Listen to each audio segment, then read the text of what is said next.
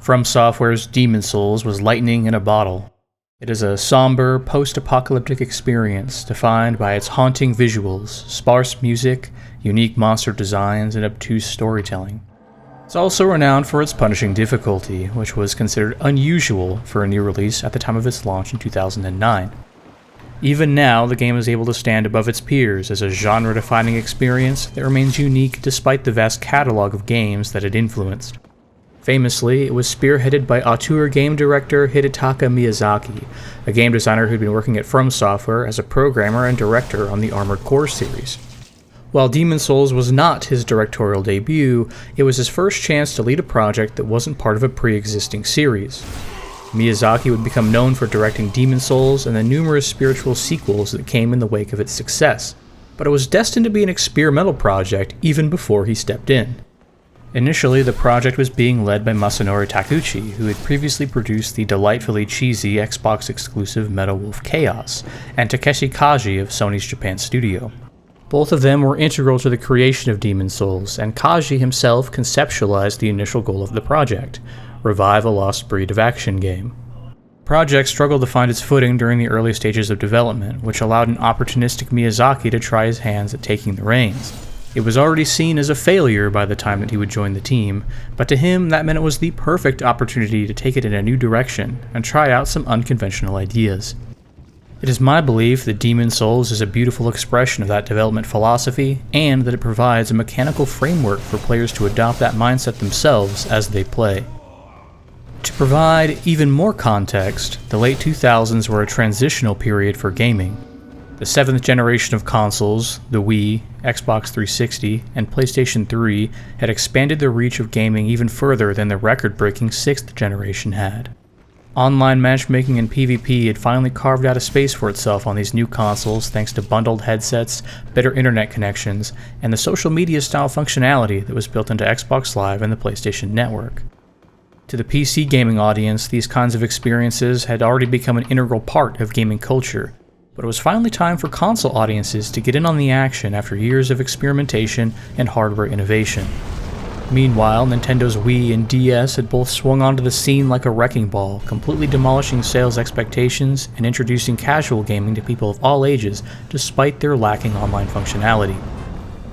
These industry changes came with a shift in priorities. As gaming evolved, there was an uproar from established gamers about games becoming too easy, that they were being simplified in order to appeal to a broader audience of casual players. There was certainly some truth to this, even though it wasn't universal, and few people could identify the root of the problem. More and more franchises were having their rough edges sanded off and their gameplay made more accessible, with a larger focus on reward systems. Stories are becoming more reliant on cutscenes and scripted gameplay sequences instead of mechanics, diminishing the unique qualities of games as an artistic medium. The world of gaming was changing, and nobody really knew what shape it was going to take in the new decade, so staying true to the games that Demon's Souls was inspired by was going to be an alienation risk. They were well aware of this, judging by Takeshi Kaji's initial design goal. The lost breed of action game that he was referring to certainly included properties like From Software's own Kingsfield series of confusing, hardcore medieval dungeon crawlers. The influence of Kingsfield is particularly strong on Demon's Souls, to the point where it has a few references to the series, most notably the Moonlight Greatsword, which would become a staple of their games going forward.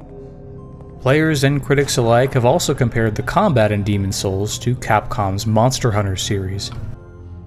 We can also see clear inspirations from Magic the Gathering, Diablo, JoJo's Bizarre Adventure, Berserk, and Dungeons & Dragons.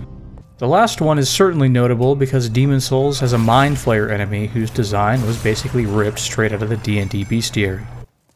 While the team at From Software claimed to have not drawn on any specific influences for Demon's Souls, we can see their interest peeking through the curtains all throughout the game. The team was well aware of the risks they were taking by calling back to some of these games, and hid the true nature of the Diablo-like currency system from Sony out of fear that they might want to alter it. They even hid the game's now renowned difficulty from Sony executives, with Kaji agreeing to do so. I think that these acts of subterfuge prove that there was some merit to the complaints coming from gamers about the lack of true difficulty in games, and show that the perceived problem was likely coming from institutional sources, like publishers or investors. Going forward, we would see the demand for more challenging games get filled by the blossoming indie scene that was facilitated by Xbox Live, the PlayStation Network, and Steam, and of course with games like Demon's Souls and its successors. I say this not just to set the stage, but to show how all of this informed the game design and artistic decisions that went into Demon's Souls. There was an experimental blend of ideas that was only able to exist because the artists behind it were able to accept the possibility of financial failure in the shifting tides of the gaming industry. They really took advantage of the creative freedom that they had for Demon's Souls thanks to its launch window and the convenient release calendar around it. Rather than making a game that would kneel to the player and help them if they were struggling, protecting them from the consequences of their poor decision-making, they made a game that revels in turning up the heat on players who die frequently or misunderstand the game's esoteric systems. Their take on adaptive difficulty went in the opposite direction of other popular games such as Left 4 Dead and Resident Evil 4, which would ease the tension when players were low on supplies or dying too frequently. Instead, Demon's Souls can respond to death by cutting your health in half and spawning additional threats in the form of Black Phantoms, which are stronger than standard enemies. There are numerous systems in Demon's Souls that revolve around life and death, framed as win states and fail states respectively, that work together to create an experience where failure is not just expected, but a core mechanic. While this is an admirable effort on its own, the thing that takes it to the next level is how they deftly incorporated the outcomes of these systems into the narrative of the game. Everything is working together to tell the story, establish a morose tone, and to immerse the player in its world so that they'll be more receptive to its mechanical lessons. During the tutorial, the player is guided through a demon-infested fortress that is home to the Vanguard. First-time players are likely to be killed by this creature, setting the story of the game in motion by binding their soul to the game's hub area, the Nexus. Death is a guarantee during the tutorial level, although you do get some extra goodies if you manage to slay the Vanguard. We're being taught a very important lesson here. You're gonna die, and that's fine, but it has consequences.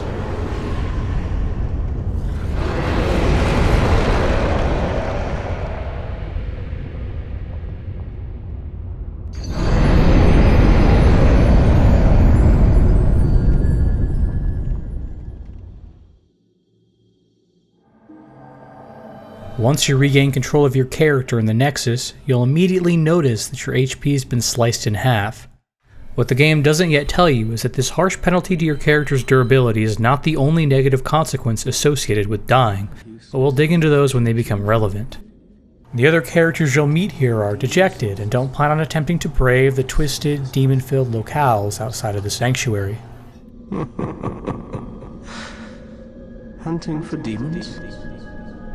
Try one of the archstones. Now go. That is why you came, is it not? To this accursed Boletaria.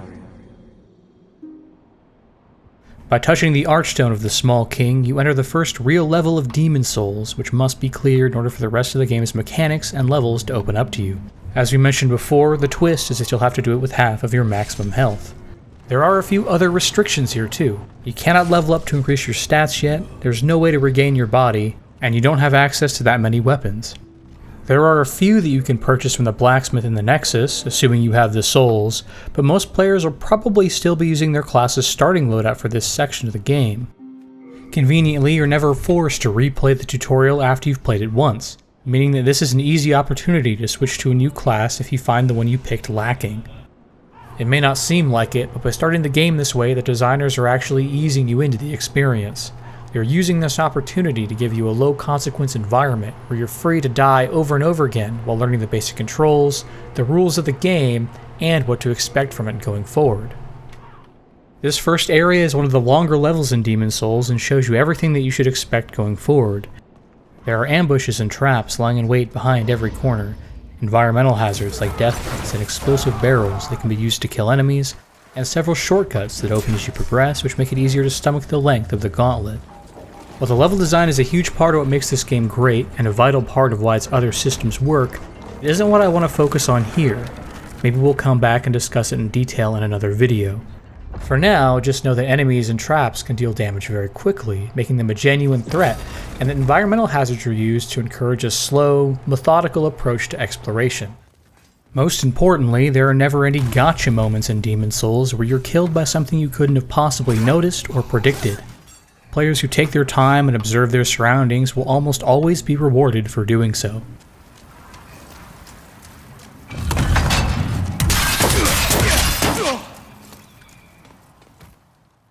The only thing you'll have to lose in the outer walls of Bolitarian Palace are your souls, the game's universal currency, which you won't be collecting a substantial amount of yet anyways. Let's use this opportunity to examine how souls work, since they're deeply connected to both the story and the other game mechanics. It's simple. When you kill enemies, you'll automatically collect souls. This is accompanied by some very satisfying visuals and sound effects.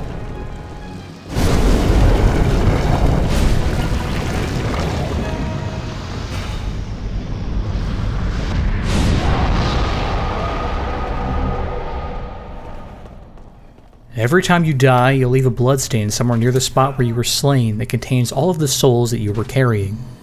This gives the player a new immediate goal every time they die: get my souls back.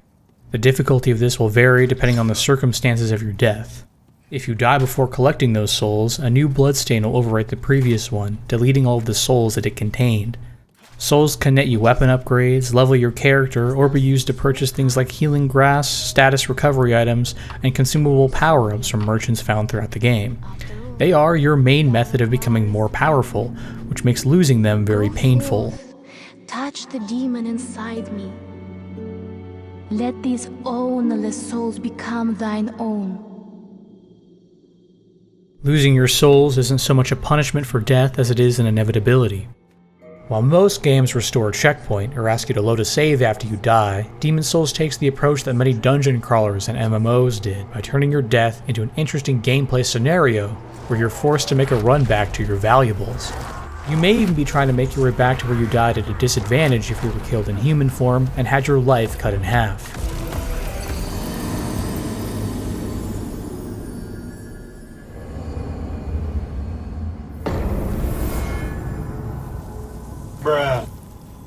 Not only is there a sense of tension while you're carrying a lot of souls, there's an even greater sense of tension or despair when you die and drop them somewhere.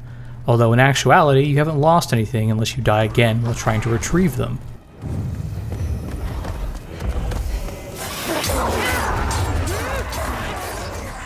You have to prove that you deserve those souls back, to prove that you've learned from your failure. Demon's Souls autosaves over a single save file almost constantly, so there's no way for you to undo your death or reload a save in order to avoid dealing with the fallout. You are forced to confront it directly. There are many ways of doing this. It could be as simple as giving up and accepting that the souls you dropped are gone for good by leaving and trying a different level. You could use some of your valuable consumable items like a stone of ephemeral eyes to regain your body, or an item to give your weapon a temporary boost in damage when you reach the enemies that killed you. There are also large souls you can find throughout the levels as rewards for exploration or combat that can be consumed to add some souls to your counter. These larger souls are kept in your inventory and retained after death, meaning that you might actually be able to level up or upgrade equipment even if you die somewhere. You could try the level again on the same playing field that you were on before, but with new knowledge of your enemies and the level's layout to do better next time. You could even participate in the cooperative multiplayer by summoning another player or dropping your own summon sign on the ground somewhere. In simpler terms, there are plenty of options for you to retrieve your souls. Some of them, like getting summoned by another player, are risk-free, and others require you to use valuable consumable items, which is a risk in and of itself that opens you up to an even more substantial failure if you die a second time. Through this, players are conditioned to covet souls, to protect them at all costs and spare no expense to retrieve them. This perfectly captures the way that souls are treated in the game's narrative. The demons hunt down men and claim their souls. Those who lose their souls also lose their minds. The mad attack the sane, and chaos reigns. Valarfax spoke of the enticing power of the demon souls. Each time a demon claims a human soul, the demon's own soul is invigorated by the life force. and the power of a mature demon's soul is beyond human imagination. Many great warriors have come to Boletaria after hearing this legend, either looking to free them from the blight of demons or harness the power of souls for themselves. This raises questions about what's happening as we consume souls to level up.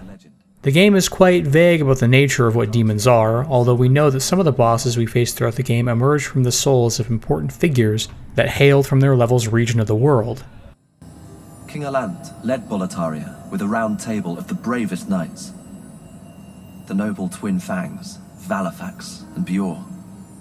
Alfred, the Tower Knight, Metas, the Penetrator, and the brave tribesman Longbow Ulan and his fearsome legions. But today, Boletaria is an abysmal mess. Sage Frake describes the process of a human becoming a demon, saying that despite this, they still retain their humanity. I know of 3 humans who came to lead demons. King Alant of Boletaria, Astraea of the Valley of Defilement, and the Golden Usurper of Latria. There's no question that they became demons, but we were wrong to assume that they ceased to be human. Meaning that humanity and demonic power may not be mutually exclusive. Although it's hard to say for sure because Sage Frake is not the most trustworthy source for information on this, as he lusts after soul power himself. I believe that the title of the game is referring to the souls that the player collects throughout their journey. A demon's souls. Your souls. Ultimately, players are left to decide for themselves if their character is imbuing their flesh with the power of souls in order to slay demons and become a hero, or out of some longing for supernatural power. You can beat the game without leveling up at all if you so choose, and while that's possible in every future Souls game as well, I think choosing to abstain from absorbing souls has a special significance here. The soul currency system has wide-reaching effects on the rest of the game's systems and tone, but it's only one of the many risk-reward systems in Demon Souls. While one could argue that players don't really lose anything when they fail in a computer game, it's still an important tool in a game designer's arsenal that they can employ to influence us. Demon Souls uses the long-lasting effects of its fail states to address one of the many problems that RPGs, action RPGs, and adventure games struggle with, a problem that many have dubbed consumable syndrome. This is a term that describes a situation wherein the player is afraid of wasting a finite or seemingly finite resource because they want to save it for the right moment, which may never come. This is more often a problem with the game design than it is a problem with the habits of players, though. Game designers need to create situations where players feel pressured into using their consumable items in order to succeed. This is typically done by making enemies weak to specific items, elemental effects, or by filling parts of the game with hazards or enemies that inflict status ailments like poison. We can see all of these techniques throughout Demon Souls as well, especially in the Valley of Defilement, but by creating an environment where subsequent failures can result in massive losses, Demon Souls heavily encourages the use of consumable items proactively, especially ones that can provide buffs, even in situations where they aren't explicitly called for. We've already spent some time dancing around the way that soul form and human form work, but now it's time to address them more directly.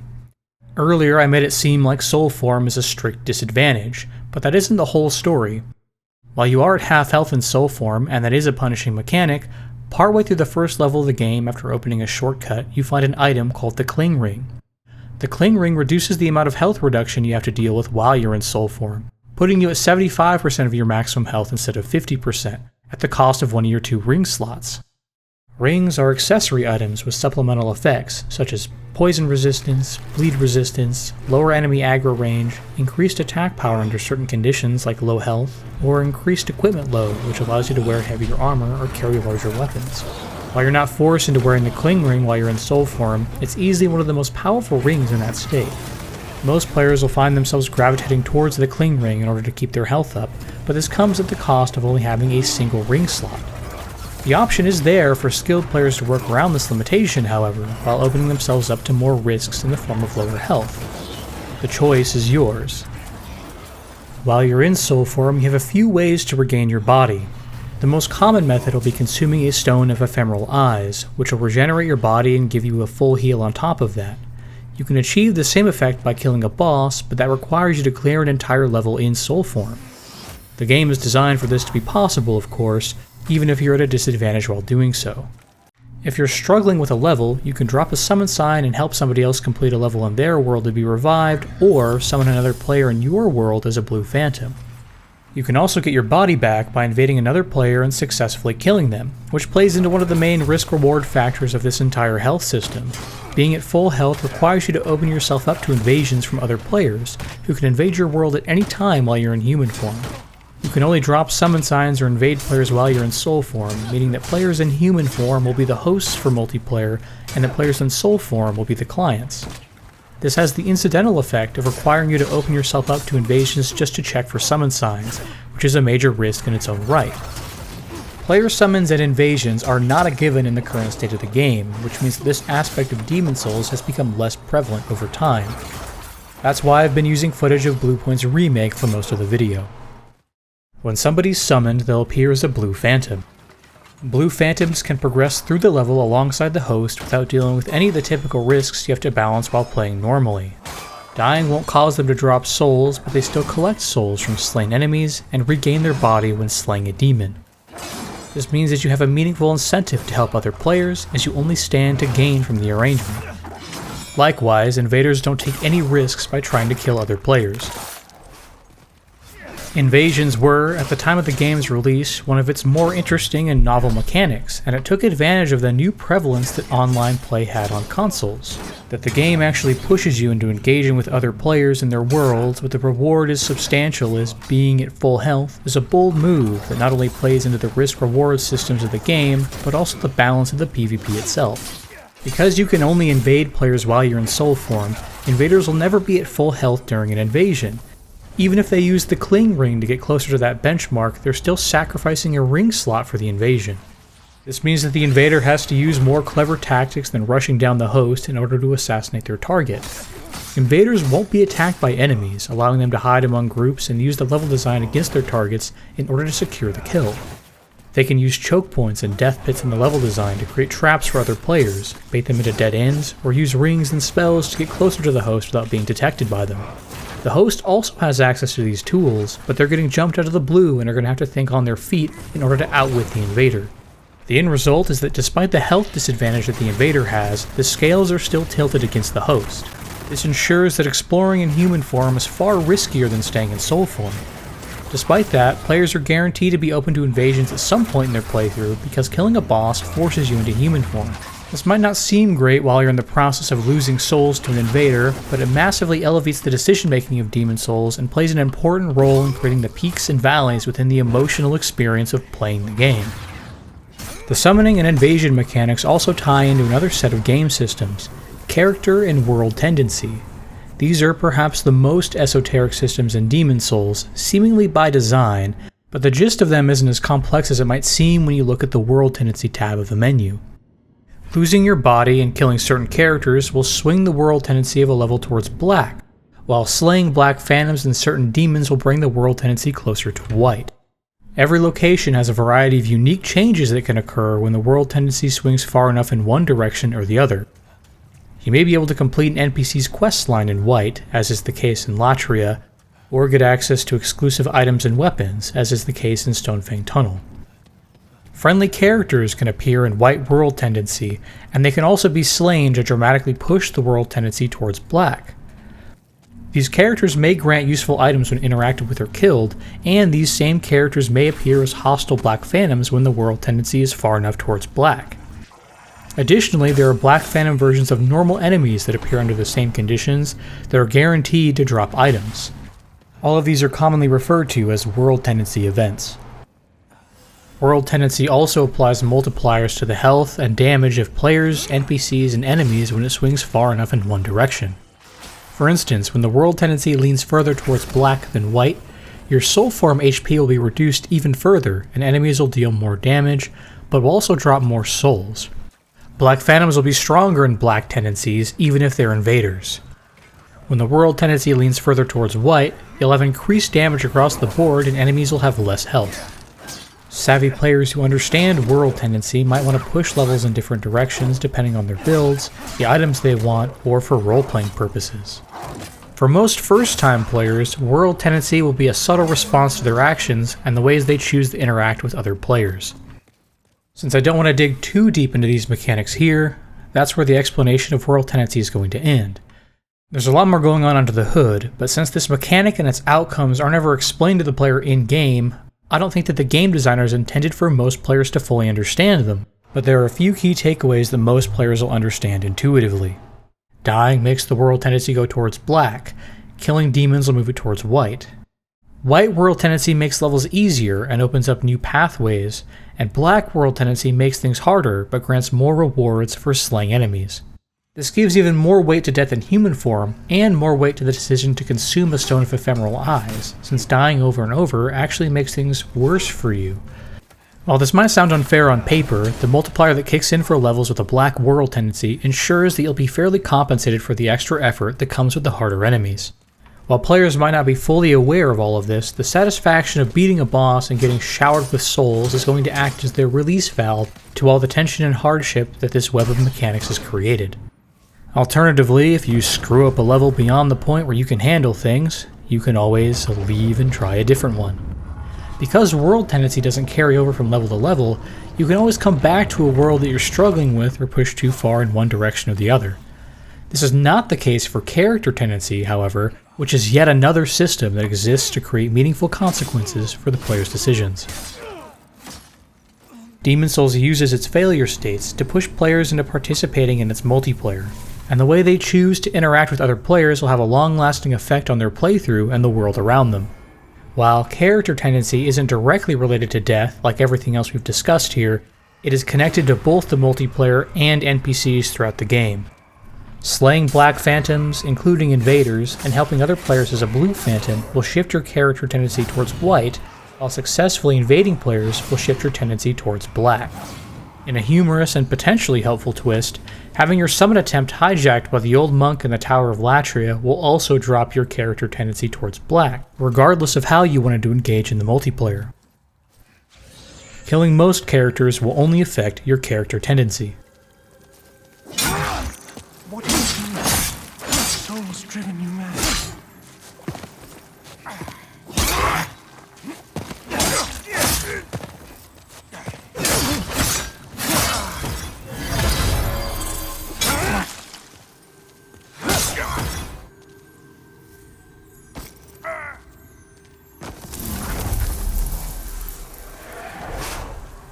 Character tendency also shares some effects with world tendency in the form of modifiers to your health and damage.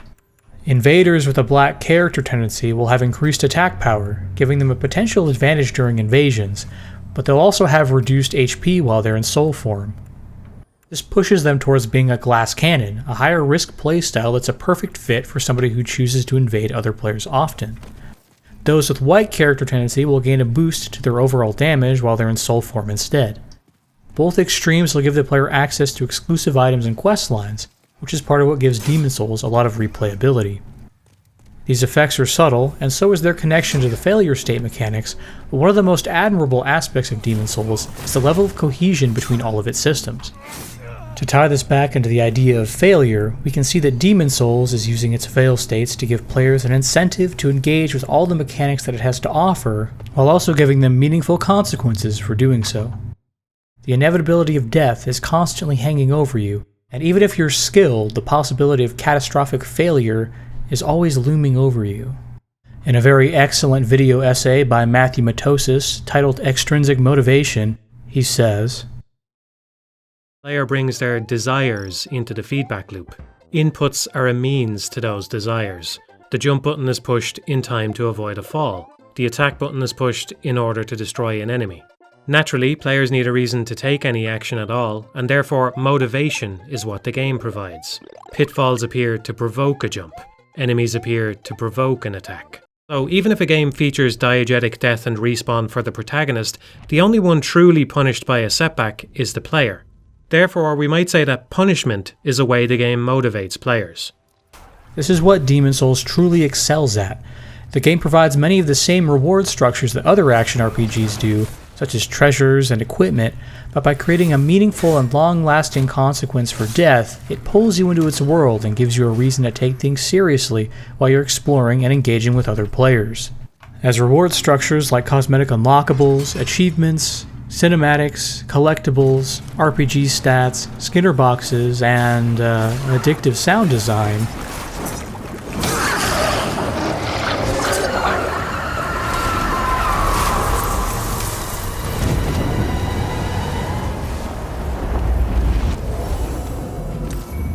became more commonplace, many studios have chosen to focus on them and implement multiple reward structures at a time. Multiplayer and live service games are recent examples of this. They're constantly feeding players with small rewards that are locked behind increasingly large barriers, and they do this to keep people hooked and, ideally, spending money. While the worst of these practices hadn't yet materialized in 2009, we could see the early forms of what would eventually evolve into the modern live service business model creeping into the industry. While that doesn't suit everyone's tastes, Demon's Souls' no-nonsense design was a bold enough decision at the time of the game's release to make it stand out amongst a sea of big-budget games that preferred to create desire through reward systems alone, which may have been what had given players the impression that games were becoming too easy.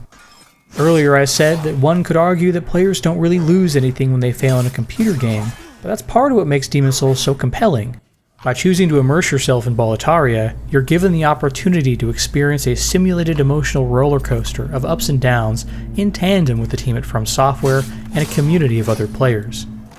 Demon's Souls is far from the only game this could be said for, of course, but its elegant blend of retro-inspired difficulty, modern conveniences, and cutting-edge multiplayer make this game something truly special. Not only does that make for a compelling artistic experience, but it also takes advantage of one of the fundamental strengths of video games as a medium, the joy of learning. In a book titled A Theory of Fun for Game Design by Raph Koster, he explains the concept of chunking. Chunking is a psychological process where our brains attempt to sort information into chunks of ordered knowledge. We turn chaotic and confusing systems into something that's easier for us to understand and recall later. This kind of mental stimulation is something that we actively seek out when we're bored. Learning new skills or playing games of all kinds are ways that we can satisfy the urge to process and organize new information. Players will be chunking during every attempt at a level. They'll get better at using their weapons, progress further, uncover secrets in equipment, learn enemy patterns, enemy placements, and master set pieces while being given really substantial feedback about their performance from the game. Demon's Souls takes this a step further by explaining so little about itself to the player, forcing them to work things out on their own instead of holding their hand. I believe this to be a part of the reason why Demon's Souls was a successful experiment to begin with. It wanted us to fail, deal with the consequences, and learn from them. This was a decidedly retro mindset at the time that was intended to call back to the lost era of action games that Kaji was referring to. While Demon's Souls was assumed to be a failure from the outset, it benefited from the out-of-the-box thinking that such an attitude allowed. It went on to spawn an entire subgenre of action RPGs that's grown well beyond developer From Software. I find this story inspiring not because Demon's Souls resulted in grand commercial success, but because Demon's Souls embodies their development philosophy and asks us to consider adopting the same mindset ourselves, even if that means learning things the hard way. Unbound from the shackles of financial expectations, they made a piece of art that stands as a shining and profound example of the kinds of emotional experiences and interactive storytelling that computer games are capable of. The mechanical lessons that it has to teach us can extend well beyond the boundaries of the game's code and into our own artistic and creative pursuits. Demon's Souls would have been something ambitious and unique, regardless of how commercially successful it ultimately was, and that's why we shouldn't be afraid of failure ourselves. So join me, dear listener, as I learn from Demon's Souls and embark on my own journey right here. Stay tuned, because next time we're going to dive into the latest addition to the Demon's Souls family tree by taking a look at Lies of P.